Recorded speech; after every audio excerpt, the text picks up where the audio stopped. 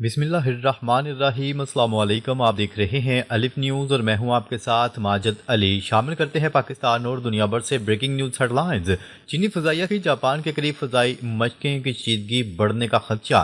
چینی فضائیہ کی جاپان کے قریب ہوائی مشقوں سے دونوں ممالک کے درمیان کشیدگی میں اضافہ ہو گیا۔ رائٹرز کی رپورٹ کے مطابق جاپان نے دعویٰ کیا ہے کہ چینی فضائیہ نے جاپان کے اوکیناوا جزائر کے قریب پیش آنے والے دو خطرناک واقعات میں جاپانی فوجی طیاروں کو ریڈار کے نشانے پر لیا، جبکہ چین نے اس الزام کی تردید کی ہے۔ رپورٹس کے مطابق جاپانی وزیر اعظم کا کہنا ہے کہ ریڈار کا اس طرح نشانہ بنانا ایک خطرناک عمل ہے۔ اس انتہائی افسوسناک واقعے پر چین سے باضابطہ طور پر احتجاج بھی کیا گیا ہے۔ تاہم جاپان کے وزیر اعظم نے صحافیوں سے گفتگو کرتے ہوئے کہا کہ ریڈار کا اس طرح نشانہ بنانا ایک خطرناک عمل ہے جو طیاروں کی محفوظ پرواز کے لیے ضروری حد سے تجاوز کر گیا ہے، اور اس انتہائی افسوسناک واقعے پر چین سے باضابطہ طور پر احتجاج بھی کیا گیا ہے۔ دوسری جانب ترجمان چینی بحریہ کے مطابق جاپانی طیار آبنائے میاکو کے مشرق میں باضابطہ اعلان کردہ کیریئر سے اڑان بھرنے کی تربیت میں مصروف چینی بحری بیڑے کے قریب آئے اور خلل ڈالتے رہے۔ جاپان بہتان تراشی اور بدنام کرنے کا سلسلہ بند کرے اور اگلے مورچوں پر کیے جانے والے اقدامات پر قابو رکھے۔ خبر کے اگلے حصے میں بات کرتے ہیں بھارتی ٹینک پھر نہر میں ڈوب گیا، فوجی مشقوں میں سنگین ناکامیوں کا نیا سلسلہ بے نقاب۔ بھارت میں معمول کی فوجی جنگی مشقوں کے دوران ایک اور بڑا حادثہ پیش آ گیا جس نے بھارتی فوج کی تربیتی صلاحیت اور حفاظتی اقدامات پر نئے سوالات کھڑے کر دیے۔ بھارتی میڈیا کی رپورٹ کے مطابق ریاست راجستھان میں فوجی مشق کے دوران ایک بختر بند ٹینک اندرا گاندھی نہر میں ڈوب گیا۔ حادثہ اس وقت پیش آیا جب ٹینک نہر پار کرنے کی مشق کر رہا تھا۔ واقعے میں ایک فوجی اہلکار ہلاک جبکہ دو شدید زخمی ہو گئے۔ یہ پہلا واقعہ نہیں، کچھ عرصہ پہلے لداخ میں اسی نوعیت کی مشق کے دوران ٹینک دریا میں بہہ گیا تھا، جس کے نتیجے میں 5 فوجی اہلکار جان کی بازی ہار گئے تھے۔ اس سے قبل اکتوبر 2022 میں بھی فائرنگ کی مشق کے دوران ٹینک کی بیرل پھٹنے سے 2 اہلکار ہلاک اور 1 زخمی ہوا تھا۔ ماہرین کے مطابق بار بار پیش آنے والے یہ حادثات بھارتی فوج میں معیاری تربیت اور حفاظتی انتظامات کے سنگین مسائل کو ظاہر کرتے ہیں۔ دفاعی تجزیہ کاروں کا کہنا ہے کہ اگر ایک ٹینک معمولی نہر عبور نہ کر سکے تو حقیقی جنگی حالات میں اس کی کارکردگی پر سوالات اٹھنا فطری ہے۔ حادثے میں ہونے والی ہلاکتوں نے بھارتی فوج کی پیشہ ورانہ صلاحیتوں اور تربیتی طریقہ کار پر نئی بحث چھیڑ دی ہے۔ خبر کے اگلے حصے میں بات کرتے ہیں بھارت کی خوفناک آبی دہشت گردی، دریائے چناب میں پانی کا ریلا چھوڑ دیا۔ بھارت نے خوفناک آبی دہشت گردی کرتے ہوئے دریائے چناب میں پانی کا ریلا چھوڑ دیا۔ رپورٹ کے مطابق دریائے چناب میں پانی کا بہاؤ 58,300 کیوسک ہو گیا۔ گندم کی فصل کو نقصان پہنچانے کے لیے بھارت نے ڈیم خالی کر دیے۔ بھارت اب ڈیم دوبارہ بھرے گا جس سے دریائے چناب میں پانی کا بہاؤ 0 ہو سکتا ہے۔ گندم کی فصل کو نقصان پہنچانے کے لیے بھارت نے آبی دہشت گردی کی۔ قبل ازیں ہیڈ مرالا سمیت دریاؤں اور آبی ذخائر میں پانی کی آج صبح 6 بجے کی صورتحال کے حوالے سے ترجمان وابڈا نے کہا ہے کہ تربیلا کے مقام پر دریائے سندھ میں پانی کی آمد 20,500 کیوسک اور اخراج 28,000 کیوسک ہے۔ منگلا کے مقام پر دریائے جہلم میں پانی کی آمد 3,400 کیوسک اور اخراج 35,000 کیوسک ہے۔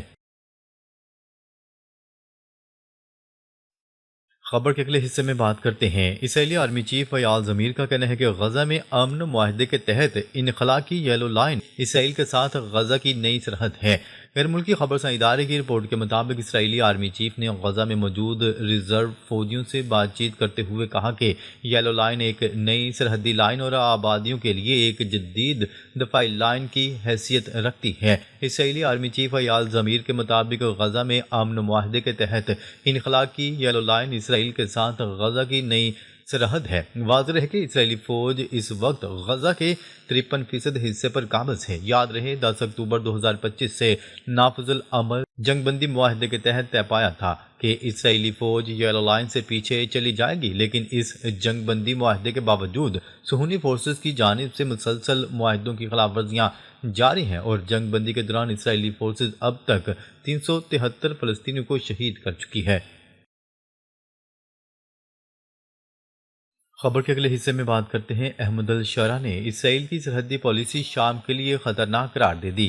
احمد الشرع نے اسرائیل کی سرحدی پالیسی شام کے لیے خطرناک قرار دے دی۔ عالمی میڈیا کی رپورٹ کے مطابق شام کے عبوری صدر احمد الشرع نے دوحہ فورم میں گفتگو کرتے ہوئے کہا کہ شام اسرائیل کے ساتھ 1974 کے معاہدے کا مکمل احترام کرتا ہے، تاہم اسرائیل کی سرحدی پالیسی شام کو خطرے میں ڈال رہی ہے۔ اسرائیل کی کوشش ہے کہ وہ جنوبی شام میں ایک حفاظتی زون قائم کرے، شام کو شدید خطرے میں ڈال سکتی ہے۔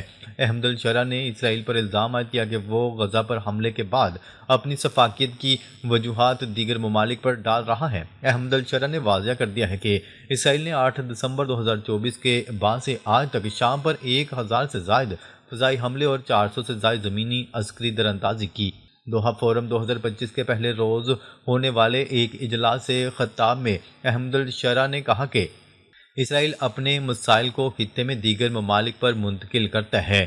اس کے لیے وہ ایسی کارروائیاں کرتا ہے جیسے وہ بھوتوں سے لڑ رہا ہو، اپنی حرکتوں کو سیکیورٹی خدشات اور اضطراب سے جواز بخشتا ہے اور 7 اکتوبر کے واقعات کو اپنے ارد گرد ہونے والے ہر واقعے پر لگا دیتا ہے۔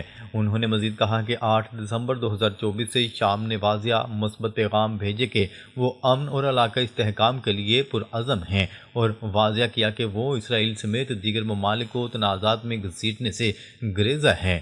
لیکن اسرائیل نے اس نقطہ نظر کا شدید شدت سے جواب دیا۔ احمد الشرع کا مزید کہنا تھا کہ آج دنیا شام کی اس خواہش کی حمایت کرتی ہے کہ اسرائیل 8 دسمبر 2024 سے قبل والی پوزیشن پر واپس چلا جائے۔ انہوں نے دوبارہ اس بات پر زور دیا کہ شام 1974 کے معاہدے کی مکمل پاسداری کرے گا اور اس معاہدے کا احترام کرے گا۔ خبر کے اگلے حصے میں بات کرتے ہیں۔ دو ریاستی حل پریس کانفرنس میں نتنیاہو اور جرمن چانسلر کا ایک دوسرے کے خلاف موقف۔ فلسطین کے دو ریاستی حل کے سلسلے میں پریس کانفرنس میں نتنیاہو اور جرمن چانسلر نے ایک دوسرے کے خلاف سخت موقف اختیار کیا۔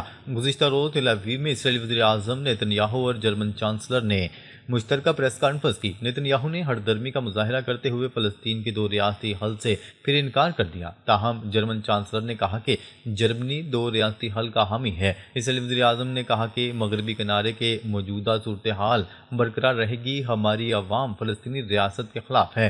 جرمن چانسلر کا کہنا تھا کہ جرمنی دو ریاستی حل کا حامی ہے۔ اسرائیل کو بعض معاملات میں انٹرنیشنل نگرانی قبول کرنا ہوگی۔ حماس کا غزہ میں کوئی کردار نہیں ہونا چاہیے، ایک ایسا مشرق وسطی چاہتے ہیں جہاں فلسطینی ریاست تسلیم کی جائے۔ خبر کے اگلے حصے میں بات کرتے ہیں۔ دشمن پر قابو پانے کے لیے پوری طرح تیار ہیں پاسداران انقلاب۔